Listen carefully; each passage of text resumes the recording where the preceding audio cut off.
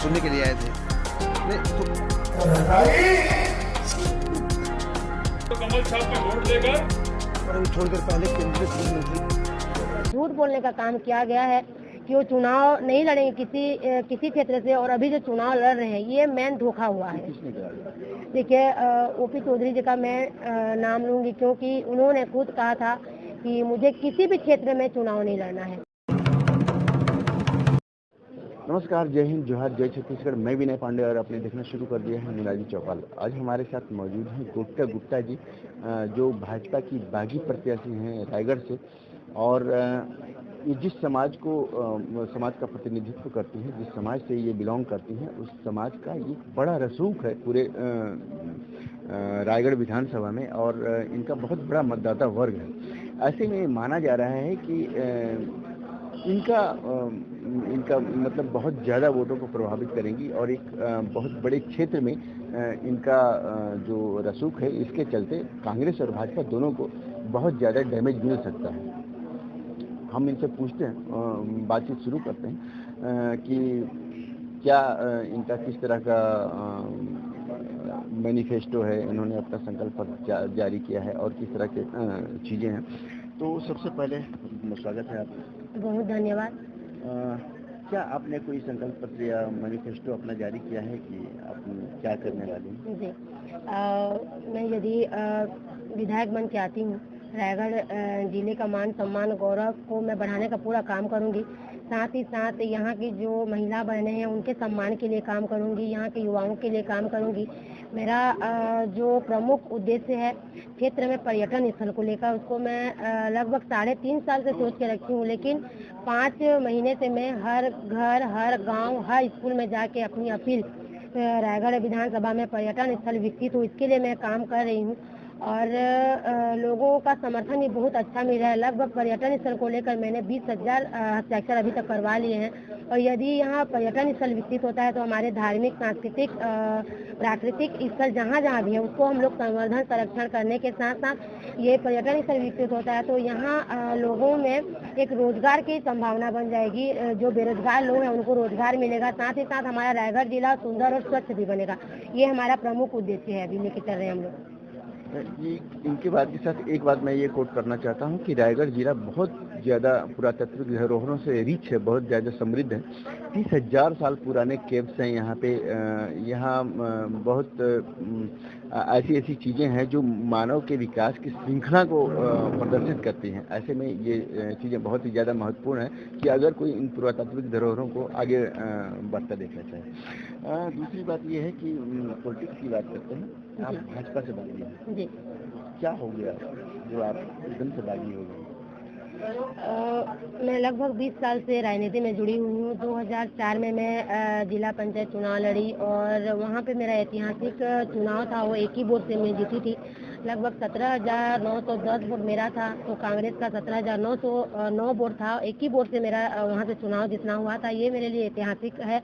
उसके बावजूद भी मैं बहुत सारे पदों में रह चुकी हूँ, और अभी मैं फिलहाल जिला पंचायत सदस्य भी हूँ, और वो भी निर्दलीय रूप से चुनाव लड़ी थी और 3,500 वोटों से जीती हूँ। ये भी एक ऐतिहासिक होना चाहिए। निर्दलीय रूप से लड़ना और 3,500 वोटों से जीतना, ये भी मेरे लिए एक ऐतिहासिक है।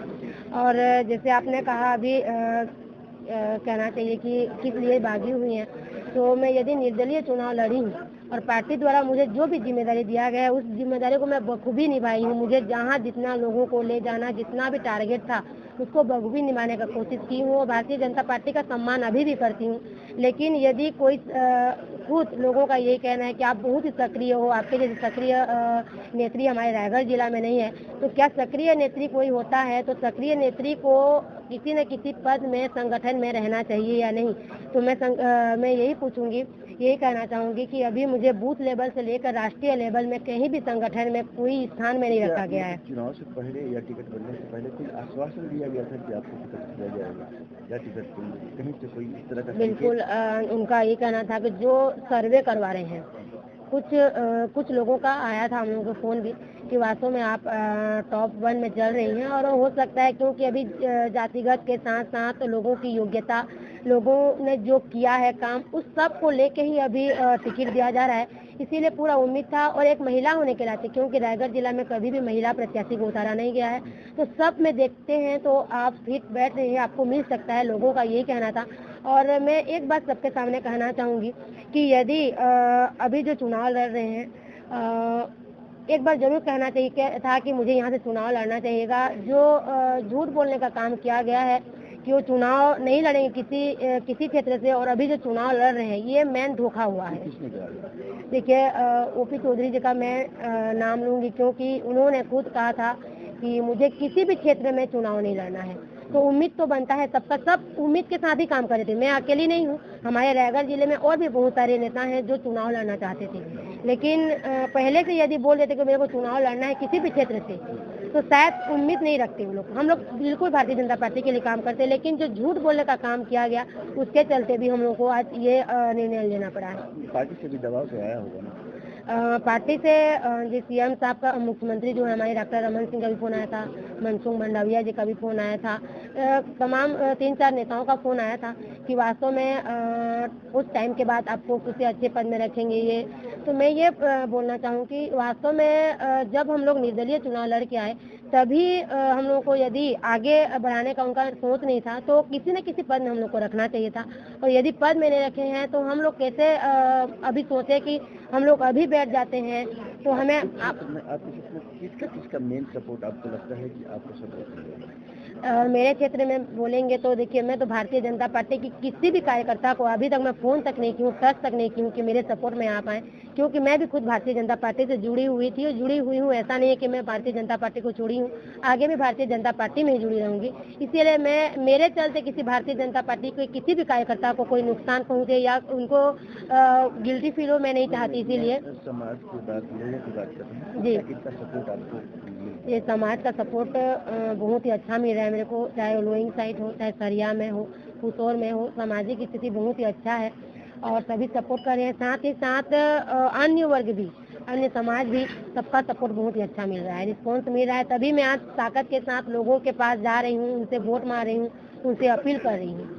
महिलाओं का क्या रुख है आपको, क्योंकि एक महिला है और महिलाओं की बात कर रही हैं, महिलाओं के सपोर्ट की बात कर रही हैं, महिलाओं का सपोर्ट कैसा है, महिलाओं का रुझान कैसा है? महिलाओं का उत्साह बहुत ही अच्छा है और मैं अभी जैसे डोर टू डोर देख रही हूँ, मैं अभी रैली भी निकाली बहुत जगह, तो महिलाओं का सपोर्ट बहुत ही अच्छा मिल रहा है और महिलाओं की संख्या काफ़ी है, देख सकते हैं पुरुषों से ज़्यादा महिलाओं की संख्या है। तो महिला भी चाहती हैं कि हमारे रायगढ़ जिले में एक योग्य महिला आए, ताकि जो हम लोग चाहते हैं वो करके दे। और महिला भी ये बता सकती है कि महिला किसी से कमज़ोर नहीं है, महिला चाहेगी तो जो पुरुष कर सकते हैं, महिला पुरुषों से भी आगे बढ़कर रायगढ़ जिले के लिए काम कर सकती है। कांग्रेस और भाजपा महिलाओं के लिए पैकेज की घोषणा की, 15,000 12,000 ऐसे, तो आपको नहीं लगता कि महिलाएं फिर उस तरफ जाएंगी, या तो भाजपा को या कांग्रेस को? देखिए, पैकेज की बात अभी भी हर गांव में जा रहे हैं तो ये पार्टी इतना दे रहा है, वो पार्टी इतना दे रहा है, बहुत सारे मांग आ रहे हैं, लेकिन मुझे नहीं लगता कि जनता भी जागरूक हो चुकी है। और जो पैकेज की बात करें, पैकेज जरूर लेगी, लेकिन उनका मन जहां होगा वहीं प्रत्याशी को चुनेगी। मैं श्रीमती गोपिका गुप्ता और स्वतंत्र प्रत्याशी, और मेरा छाप जो मिला है सिलाई मशीन छाप है, और रायगढ़ की मान सम्मान और विकास के लिए मैं हक की लड़ाई लड़ रही हूँ।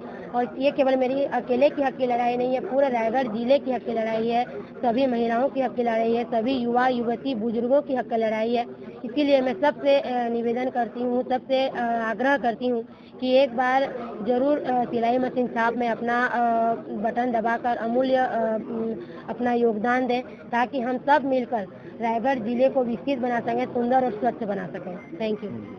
तो ये थी गोपिका गुप्ता जी, यहाँ के स्वतंत्र प्रत्याशी और भाजपा के बागी कही जा रही है प्रत्याशी। हालांकि इनका मानना है कि ये बागी नहीं है, अपनी बात को बहुत ही बेदाग तरीके से रखा है और सभी बातों को, सभी सवालों का अच्छे से जवाब भी दिया है। राजनीतिक माहौल में ऐसे जवाब बहुत कम मिलते हैं, और जो नेता होते हैं वो जवाब देने से बचते हैं, लेकिन वो बेदाग तरीके से जवाब भी देते हैं।